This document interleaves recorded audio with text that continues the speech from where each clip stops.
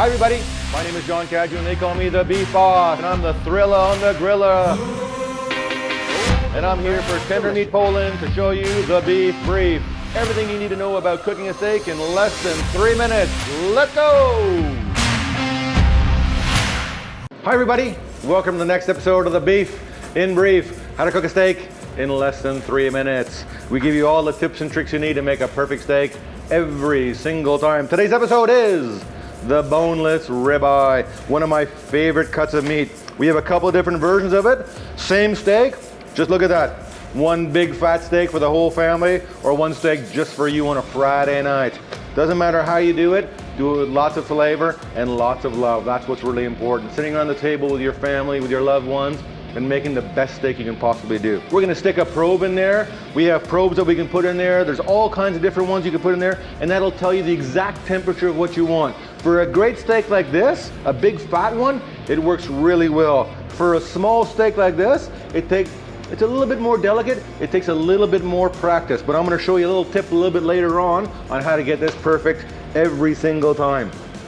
Now, when I cook a steak this big, I always take it out of the fridge for about an hour, because if you cook a steak like this with a probe in it right from the fridge, all your internal temperature, that temperature right inside the beef will be very cold. So you'll end up burning it on the outside to try and get that temperature on the inside warmed up. But we take that out of the fridge for about an hour, leave it out in the kitchen at room temperature. Don't leave it outside, don't leave it uncovered. Put a little bit of piece of paper on it, a little bit of foil. Just leave it outside for about 45 minutes to an hour. Let it warm up to make it easier to cook for you. The smaller steak, definitely, you can go right from the fridge, give it 3 or 4 minutes, because we want to keep lots of that golden color, that beautiful red color on the inside, and make sure that if it's a little bit cooler. We spent a lot of time, Tender Meat and US Beef Checkoff has spent a lot of time picking out the greatest meat that we possibly can. And we've spent time and energy trying to get all this beautiful marbling and all that flavor from all that grass, all that alfalfa, all that wheat, that corn, that barley, all of these great high carbohydrates, high amino acids to make all this a beautiful piece of meat. So I don't add a lot of seasonings to my meat, not in this case anyway, because the beef has so much flavor. All we need for this is a little bit of oil, neutral oil, not olive oil. We're not cooking Italian food today. Just a really clean oil. And then just a good little rub down on that, and lots of good salt. That's what we want. Now, people think, oh, that's a lot of salt. But most of the salt will actually come off on the barbecue, so I'm not too worried about it. So we go to our barbecue. We give it a little clean to make sure that it's nice and clean and ready to go every single time. We just use a little bit of paper towel, just with a little bit of oil on it, just to clean that grill to make sure that we're nice and clean. So everyone thinks that's crazy, but I've cooked on a lot of grills and I've done this a lot of time. Grab yourself a pair of tongs and use the tongs to make sure you don't have any accidents. We want you to eat a great steak, and we want you to be safe at the same time. Obviously, when I have 2 steaks of this size, that's gonna be for dad, that's gonna be for mom, or that's gonna be for big son. It doesn't matter who gets the big steak, we're gonna put that one on first. Now, I always try and build up color. I don't go for the lines on steak. I want what's called GBD, golden brown and delicious, because I want all that beautiful carbohydrates, all those amino acids to caramelize on the outside. I use high heat to make sure that I get that colorization, and that's what we're after all the time. And I'm a flipper.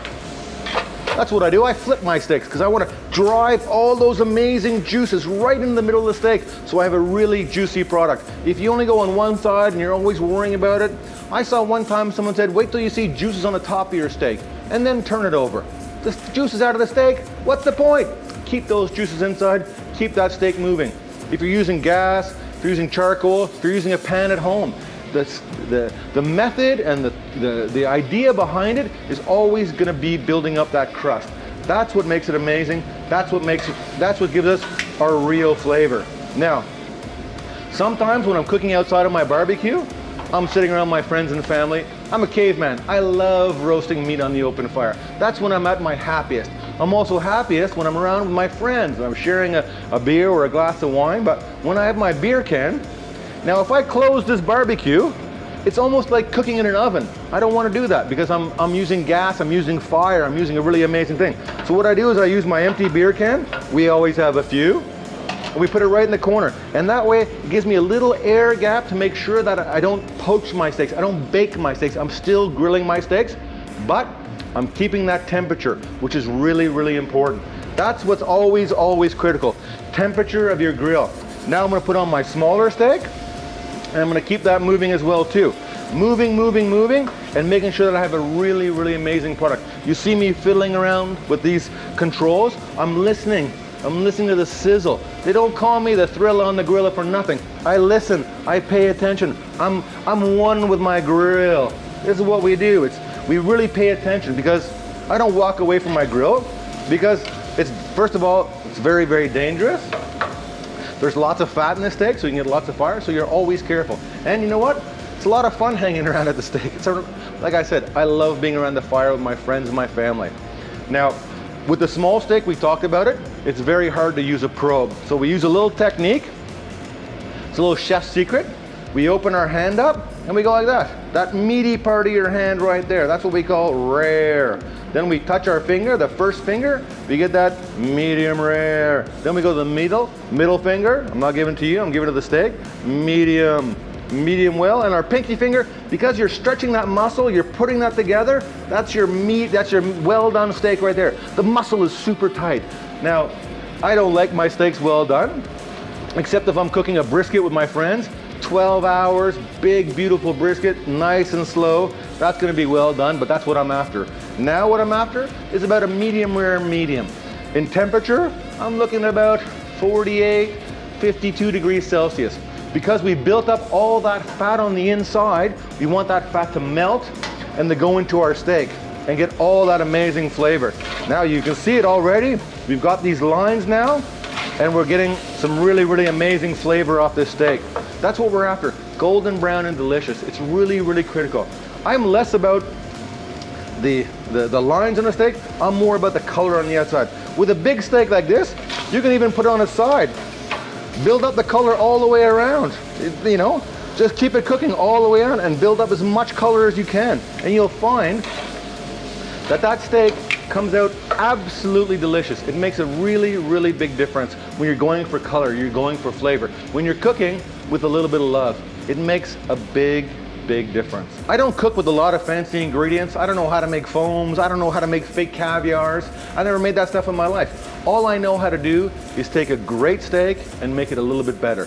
I can't take bad beef and make it good. I can take a great piece of meat and I can improve it a little bit more with proper technique, great sourcing of the product, great US beef, a little bit of oil, a little bit of salt, and a great grill will make all the difference in your eating experience.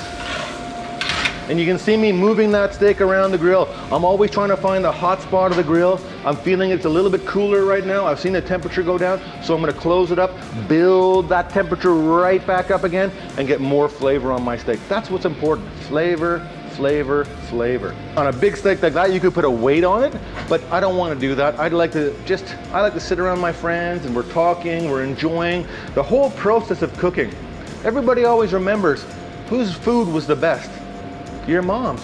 Why? Because she cooked with love. And that's what's great about cooking steak. It's a very, very much a communal project where people get to sit around and roast meat on the fire. It's really, really great. It plays this game. We're playing to the brain. Yeah, a good steak feels good in your belly, but when you're playing the brain game, people go crazy for that meat. Because we're hitting all your senses. We're making sure that we're doing everything possible to increase the flavor. Now we're starting to get some really amazing color on this steak, and we're gonna keep it moving around. Lots of fire, lots of heat, lots of amazing stuff. Really, really good. When these are done, we're gonna let her rest for about 5 to 7 minutes, just to let that, again, I'm listening. Close the grill, it said, so I'm closing my grill. But those juices now, they've been driven in the middle, and by resting that, we want that juice to just go right and mingle on the inside of the beef and make sure that it's all nice and evenly cooked all the way through. By flipping it, we also improve the actual consistency of the cooking to make sure that it's cooked all the way through at the right doneness. And again, that doneness is up to you. Don't let anyone tell you how to cook your steak. You cook the steak how you want it to. We'd be very, very happy if you bought a great US steak because we put a lot of time and energy into that. The US Beef Checkoff has moved it. Tender Meat Poland has brought that steak right into the country for you, and we try and make it as good as we possibly can to make sure that the product is amazing for all of us. But look at that color now. You've got really, really amazing color. And at the end of the day, if I put my beer can this way, we get a little beer flavor in there as well. That's not gonna hurt either. It's only gonna be a tiny little bit, but hey, we're having fun, we're around the barbecue. It's all about enjoying what you do and having a great steak. We're gonna come back and we're gonna see this rested, and it's gonna be really, really fantastic. Now everybody, it's been about 6 minutes for the big one. It's been about 5 minutes for the little one. We let that rest, we let all those juices go back into our steak. All we need now is a little bit of butter. A little bit of love, a little bit of butter. And we put that on top, just to where, look at that beautiful glaze. Really fantastic. Now, here's a little trick for you guys. Here's the core of the ribeye, the heart of the ribeye. There's our rib cap. Again, the rib cap will always be a little bit more cooked because it's on the outside. So that's my favorite part. So when we cut it up, we always take a little taste to make sure we get the best part. Now, I'm a simple guy. I like simple things. Mushrooms on the barbecue. A couple of beautiful grilled tomatoes. A couple of fantastic fresh green onions off the fire. A couple of onions burnt on the grill. Just super fantastic. A little bit of salt. Bam. A little bit of pepper. Just really good flavor. And then we need our steak. My friends at home, be safe. Always pick up a knife, pick up a steel. Keep that nice knife and keep that knife nice and sharp, and make sure everything in your kitchen is good and maintained. Now, let's just cut this big one open and see what it looks like. Ooh-wee! Now that looks like, look at that. Oh my God, that looks good. Look at that. Oh, baby. Now, just a couple of beautiful slices for our friends and family sitting around the table. Really amazing. And like I said, look, little cut right there. Little sneak peek, a little nugget.